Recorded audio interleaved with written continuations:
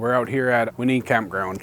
First evening out here, we had Gary Charwood come out here and he brought his pipe and his feather and he smoked some Asema and kicked off our camp in a good way. And then when we went out this morning, we had some really nice catching the nets. We had whoever was here kind of helped us clean the nets, taught people how to fillet fish, debone the fish, and then we just shared our catch and brought some of the fish back to the college for Monday drums and ceremonies. Netting is very important to the community of Leash Lake and surrounding areas because it's just a way of life. It's who we are, why we come to this area is for the wild rice and the natural bounties of fish that we have here. It just provides a really good protein throughout the winter for our families. When we can't make ends meet, is sometimes what we catch or what we gather is what we use.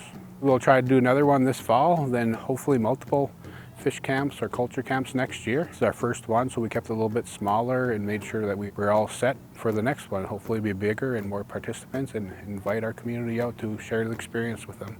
I think that if I didn't have the people in my life as a smaller guy pouring this kind of stuff into me, I wouldn't be able to do it now. So I mean, to me, my children are fish eaters, meat eaters, you know, they love the deer meat and the birds and the fish. And this a way for me, you know, I come out to do this kind of stuff because I do it with some people where I live at. It's just alignment, you know, it's like church to some of us. The importance to me is that so my kids will know how to eat, to survive, you know, they'll have a little grit because this is hard work. This is how we sustain ourselves. You know, it's an ancient tradition for us, from tying the nets up to, you know, stretching them out, blessing them, putting weights and floats on them, repairing them, you know, wind directions. We pay attention to those kind of things. But anything you can think of how to clean fish, the difference between the fishes, who likes what kind of fish, you know, and what we do with them.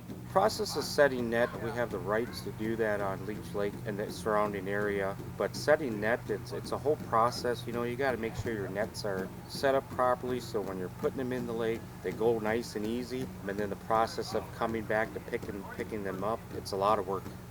But you know, a lot of people think it's easy, but it's after setting net and pulling up the fish. We've got a lot of fillets and we'll give a lot of fish to the elders too and stuff and back to the community.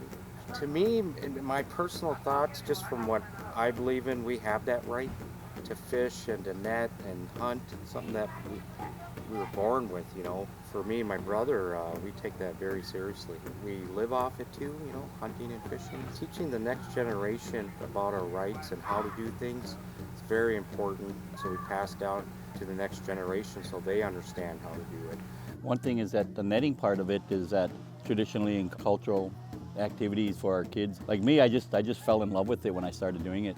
Like I don't do any other kind of fishing. I don't fish with rod and reel. I don't go spearing. I'll do a lot of my netting in the spring and in the fall. There would always be like our elders and older people that can't get out in the lakes. Even some of them would come and drop a net off to me and they just wanted somebody to get them some fish. The other thing that I kind of picked up too is that a lot of our families and stuff out there, they lose a loved one or whatever, and a lot of times they want some traditional food. Probably when I first started, you know, netting, I used to come down here probably in the 90s and the early 2000s. And then there used to be a lot of older people and most of them had canoes, you know, and I had bought myself a boat so I could go farther away from shore and out. It seemed like there was quite a few, but today there's not many netters. People think there is, but there's really not. And it just seems like we're losing that. So with me, with my family, my kids, my nephews, my grandkids, cousins, whoever, and if they ever want to go out and I take them with me and just try to show them and teach them so that they understand how to do everything. And it just takes a while. Like cleaning fish takes a little bit of time, but once you learn and stuff, and you just got to keep doing it and doing it, you know, you get better and better. Same with cleaning nets. I'd rather show and teach these younger kids and stuff is that we have the ability and the right and you know, to do these things, and I just don't want to lose that. I don't want our tribe to lose that. So, and to teach them and stuff. And I think a lot of our kids, you know, and the younger people, even if you show, say, 20 of them, at least hopefully 1 or 2 or 3 of them, hopefully they'll do the same thing, and then they'll grow up and then, oh, they can do this and how to do it, and then they'll share it with the next generation.